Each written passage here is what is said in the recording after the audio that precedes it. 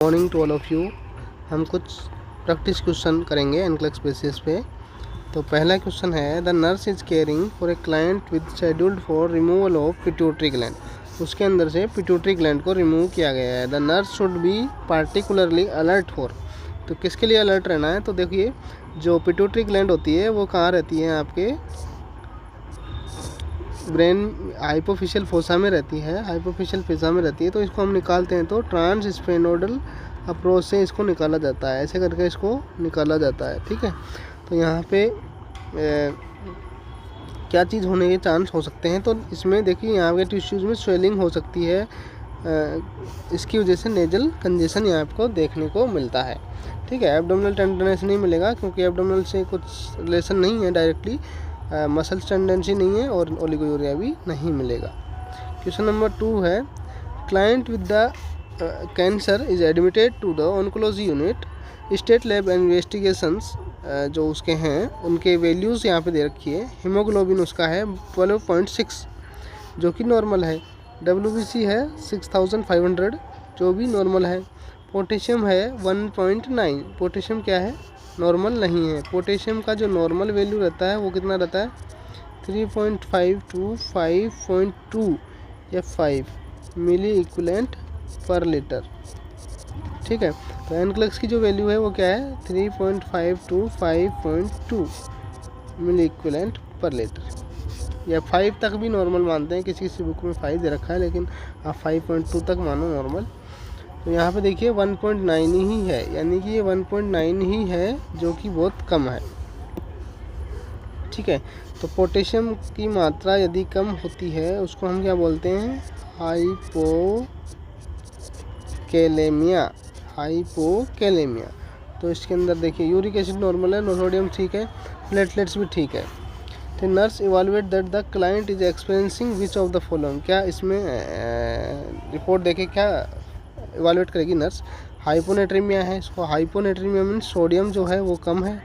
Sodium कम है क्या? इसमें नहीं है। सोडियम का नॉर्मल वैल्यू होता है कितना होता है? 135 to 145 milliequivalent per litre. Hypokalaemia है इसमें, हाँ हाइपोकेलेमिया है, तो राइट आंसर बी। ठीक है, ल्यूकोसाइटोसिस नहीं है, माइनस सप्रेशन नहीं है। ठीक है, next question number 3, A 24 years old female client is scheduled for surgery in the morning. Which of the following is the primary responsibility of the nurse?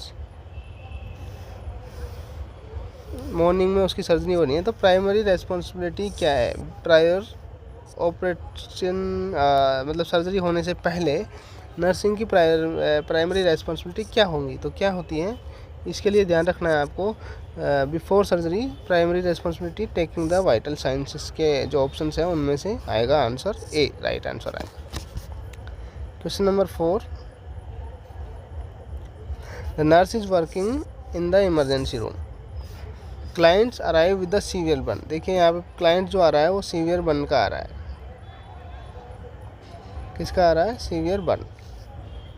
ठीक है, सीवियर बर्न है, उसको कहाँ का है? लेफ्ट आर्म है, हैंड्स है, face है, neck. Which action should the receive priority? Priority basis पे कौन सा एक्शन सबसे पहले करना है?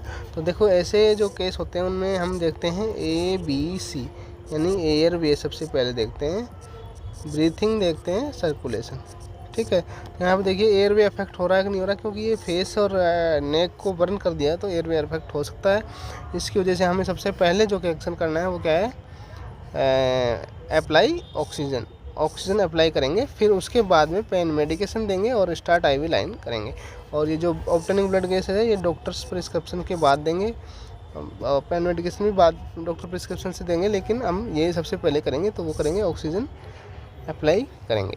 Question number 5, nurse is visiting A home health client with osteoporosis. तो देखिए यहाँ पे क्या है? ऑस्टियोपोरोसिस।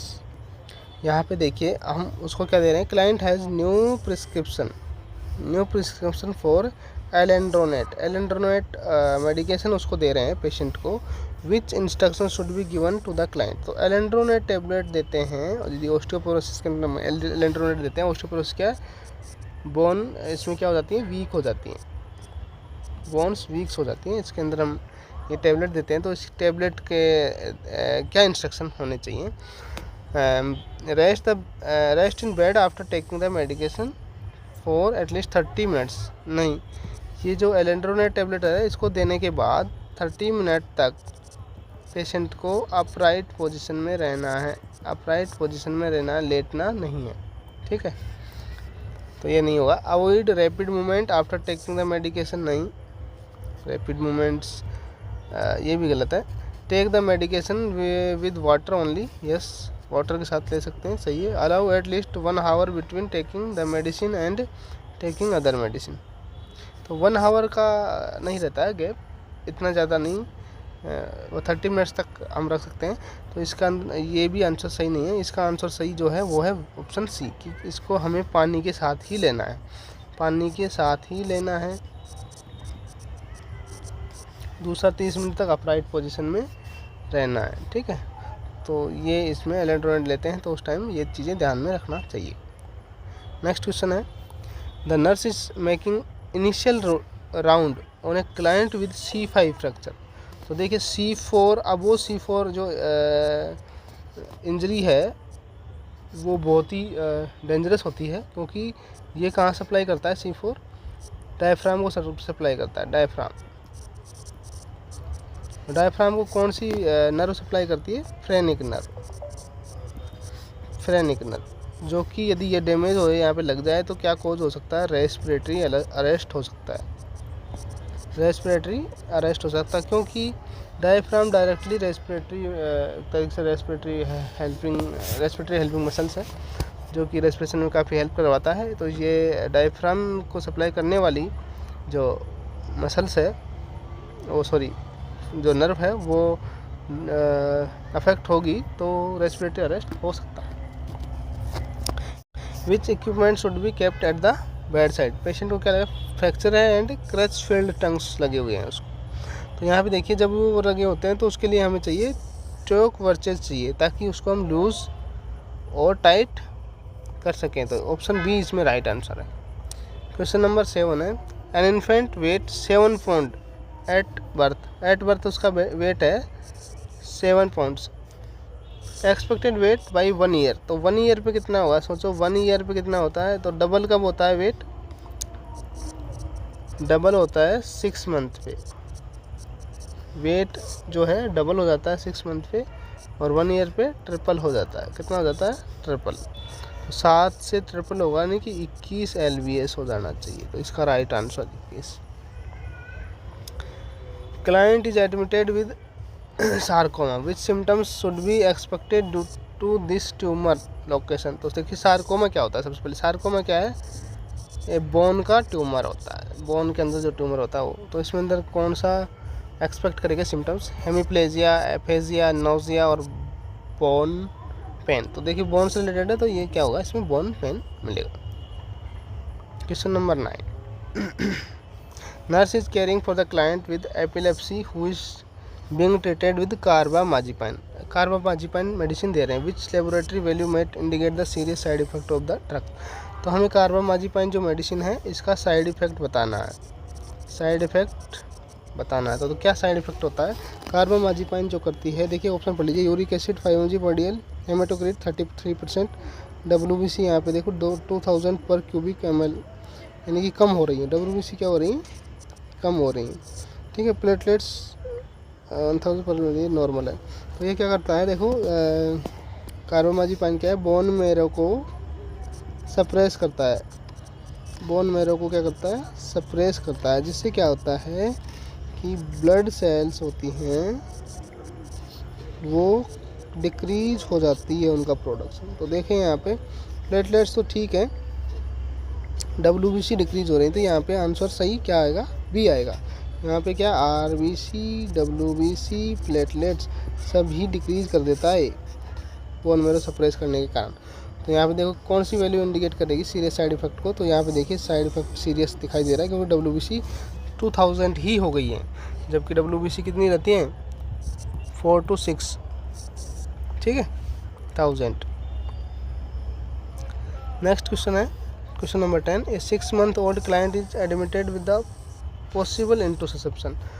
देखिए इंटूससेप्शन क्या होता है, telescoping of intestines.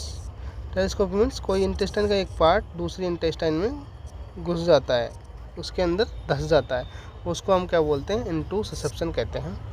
Which question during the nursing history is least helpful in obtaining the information regarding this diagnosis.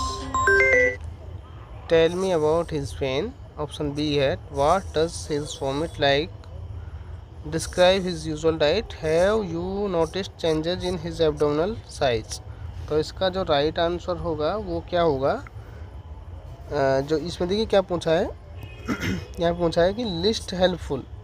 List helpful क्या है, तो लिस्ट हेल्पफुल में ये इसका राइट आंसर आएगा ऑप्शन सी।